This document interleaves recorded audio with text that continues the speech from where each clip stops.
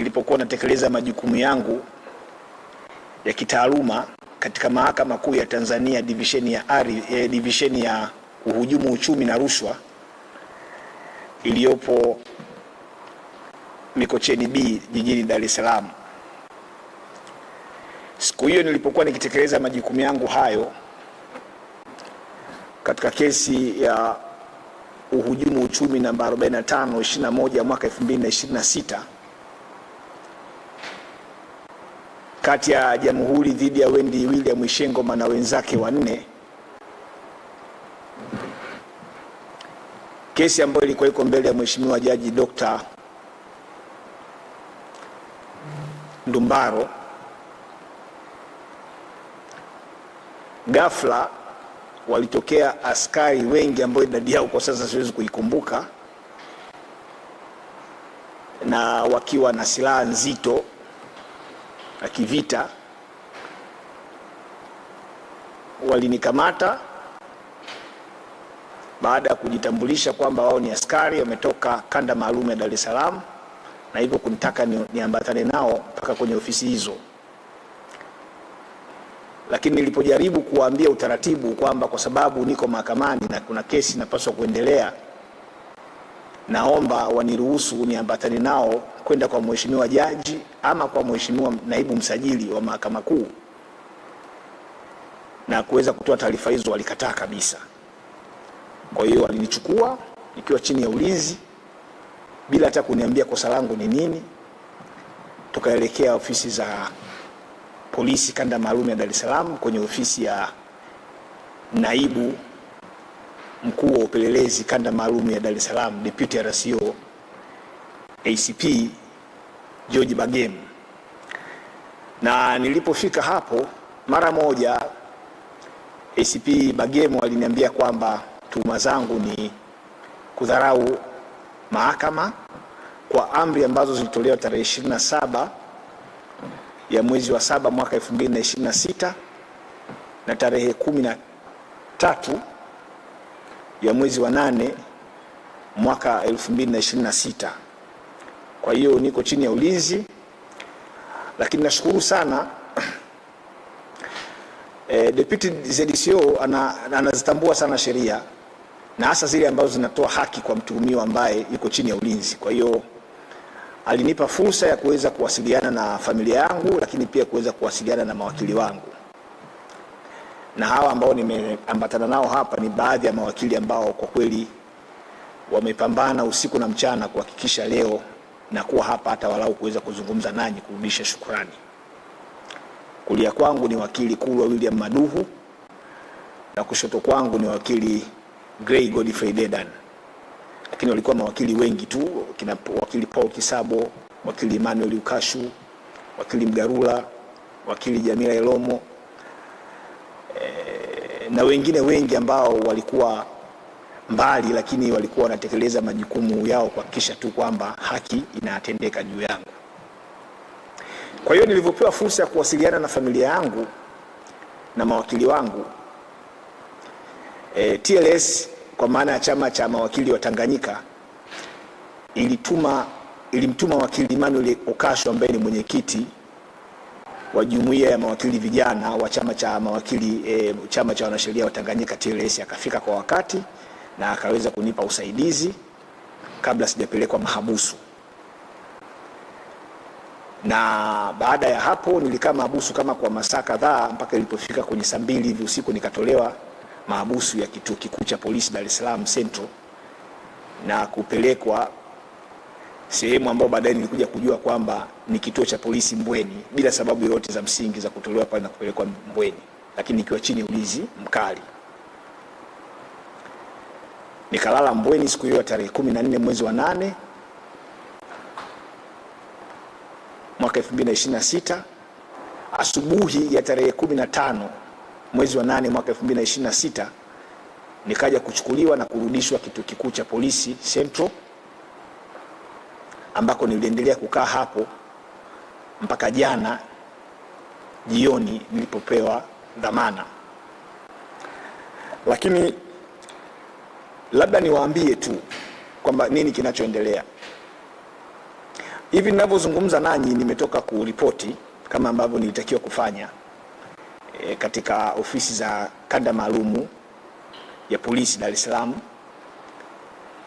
na mashtaka ambayo nakabiliwa nao kama nilivyosema awali, au tuhuma ambazo nakabiliwa nazo, tuhuma ni za kuidharau mahakama. Sasa kwanza mimi sitambui kama kuna amri yote ya mahakama ilitolewa tarehe 27 na ambayo nimeikiuka au nimeidharau kama inavyodaiwa. Lakini pia sikumbuki kama kuna amri yote imetolewa tarehe 13 ya mwezi wa 8 mwaka 2026. Sikumbuki kama kuna hiyo amri. Lakini hiyo amri hata kama ipo, na ambayo ndio imepelekea tuhuma hizi nilizonazo chini ya kifungu cha 114 cha sheria ya kanuni ya adhabu, ambayo ni sura ya 16 ya sheria za Tanzania.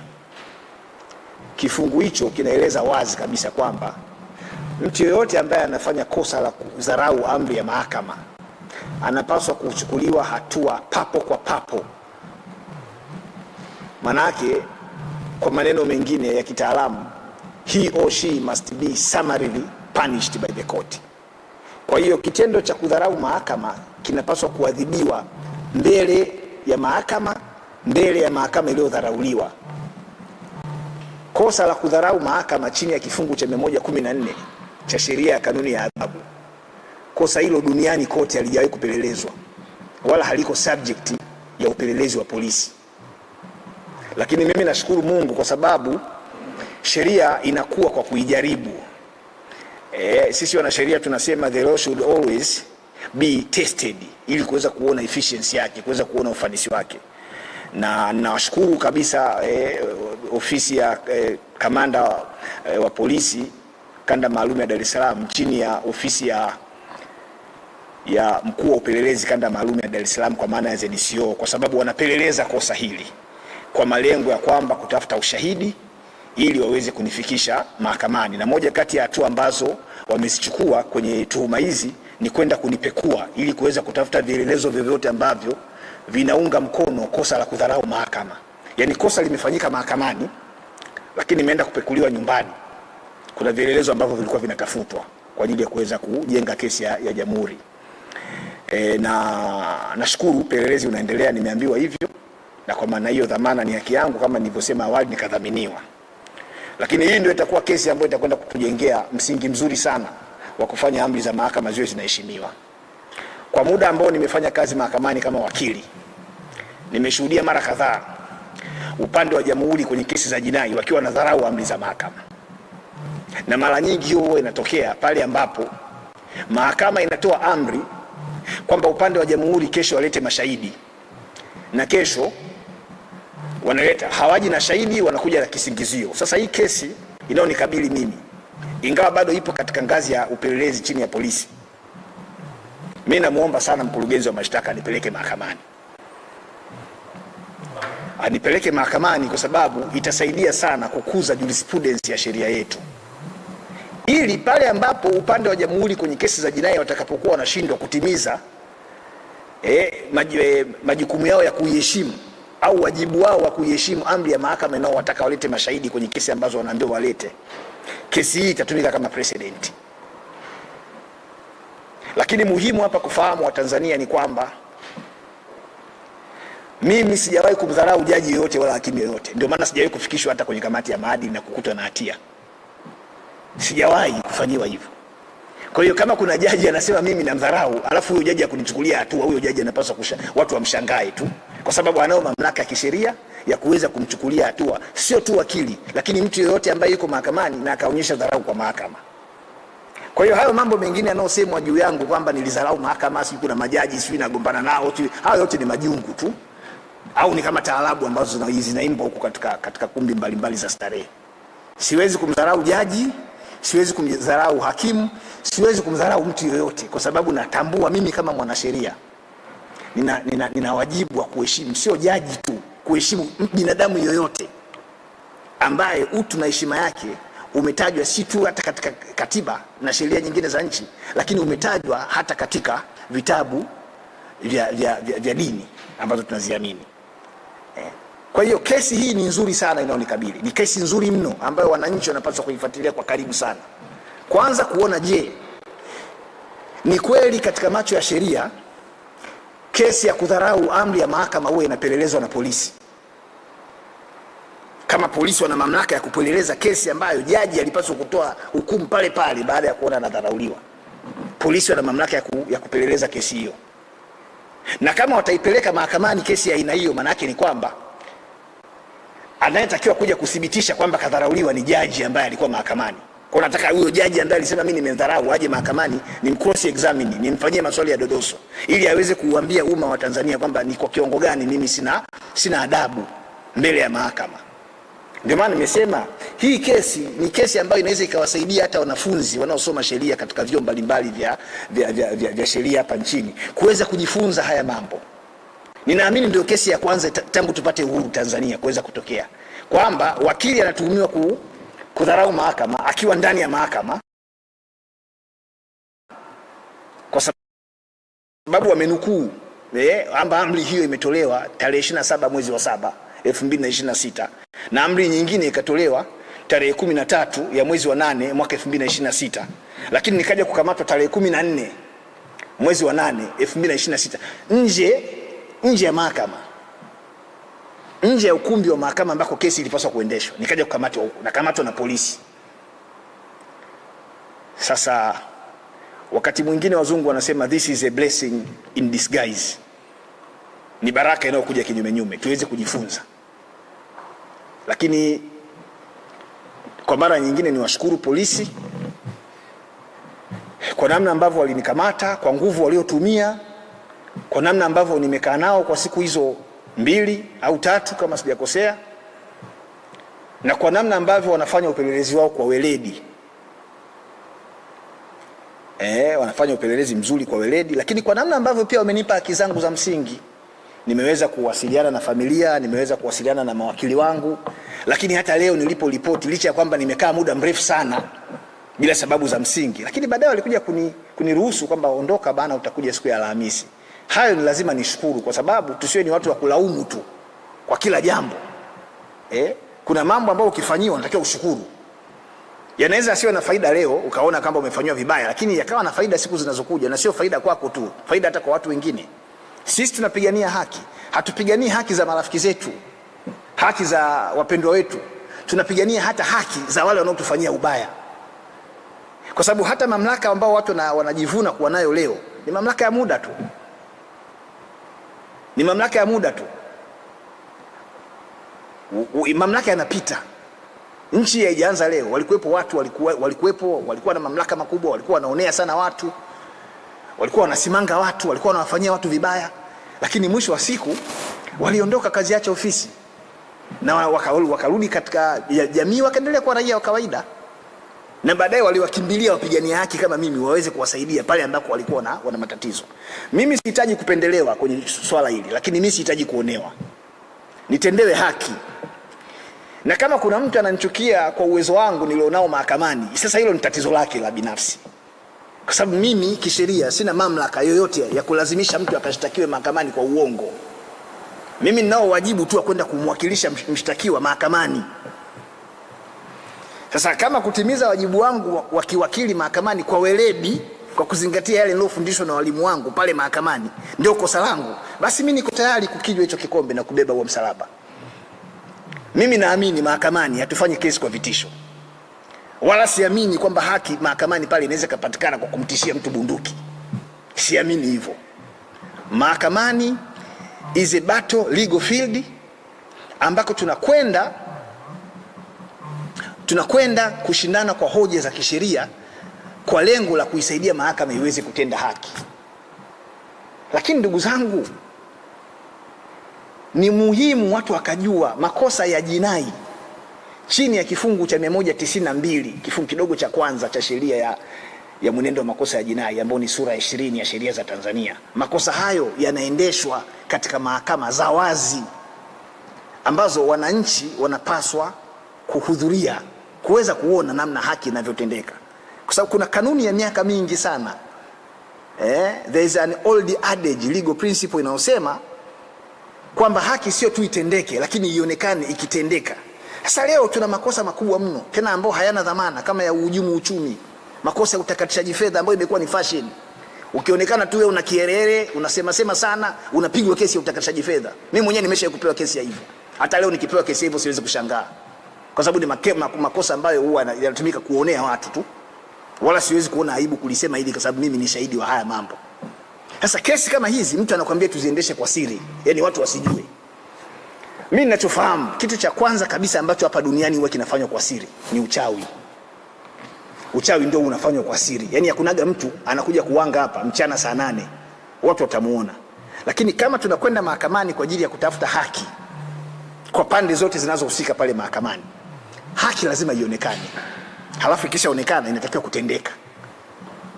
Leo hii kama utaratibu wa kuwakamata mawakili wakiwa mahakamani kwenye majukumu yao utaendekezwa, utapewa baraka zote, itaonekana kama ndio utamaduni, sidhani kama kuna wakili mwingine yeyote atakuwa na uhakika wa usalama wake kwenda mahakamani kutimiza majukumu yake ya kiwakili. Kwa hiyo haya mambo inawezekana watu wanayafanya kwa lengo la kumkomoa madereka, kitu ambacho ni kizuri kwa upande wao kwa sasa, lakini wakumbuke tu hii Tanzania haishi madereka peke yake, na haya mambo yanabaki kwenye rekodi, yanabaki kwenye kumbukumbu. Walikuwepo wengi tu waliokuwa na tabia za hivyo. Mimi ninachofahamu, siku moja hapa duniani nitaondoka, nitakufa, nitaondoka, kama ambavyo mtu yoyote atakufa ataondoka, kama ambavyo nilizaliwa siku moja nitakufa siku moja. Lakini ni jambo la kushangaza sana, yani kutumia mamlaka kumtisha mtu kwa vitu ambavyo havina maana kwa sababu tu una mamlaka. Mimi nasema hivi, kama mtu ananichukia mimi kwa ajili ya kutetea haki za watu, anapoteza muda. Mimi siwezi kuacha kutetea watu, siwezi.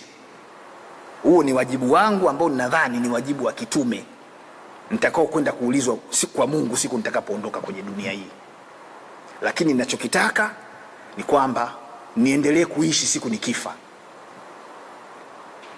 Mimi siwezi kuwa nimezaliwa nikaishi alafu nikaondoka. Hakuna kitu chochote ambacho nimekiacha kama alama kwenye maisha ya watu wengine. Kwa hiyo wito wangu tu ni kwamba Watanzania waendelee kufuatilia swala hili la kukamatwa kwangu na kupewa kesi ya kinachoitwa kudharau mahakama. Sijawahi kudharau mahakama.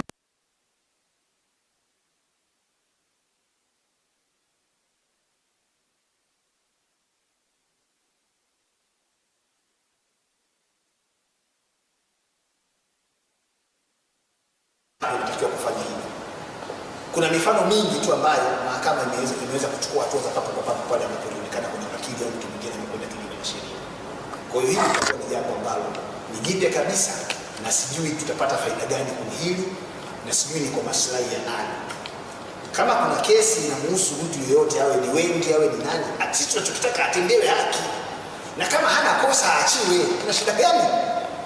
Hii mambo ya kulazimisha mambo tuwatengeneza bad precedent kabisa kwenye mahakama zetu, na hasa katika ngazi ya mahakama kuu. Kwa sababu hili hukumu za hivi zinapotoka za kuonea watu, mahakama itakapokuwa inakaa kimya kuona haki za watu zinakandamizwa, itapofika mahala watu wataacha kuiamini mahakama. Sasa kitu ambacho si kizuri. Na sisi kama wasaidizi au maafisa wa mahakama tunao wajibu wa kuhakikisha kama mahakama siku zote inaheshimika kama muhimili wa utoaji haki, inakuwa ni kimbilio la watu wote ambao wanaonewa. Kwa hiyo baada ya kusema haya machache, ninawashukuru sana waandishi wa habari wa vyombo rasmi vile vya habari, the mainstream media, lakini nawashukuru waandishi wa habari wa mtandaoni, na washukuru watu wote ambao wapo katika mitandao ya kijamii kwa kupaza sauti zao ambazo kwa kweli zilikuwa kubwa, nimekuja kuziona baada ya kutoka. Na washukuru watu wote, wadau wote wa haki, vyama vya siasa, taasisi za kiraia, taasisi za kupigania haki, viongozi wa dini.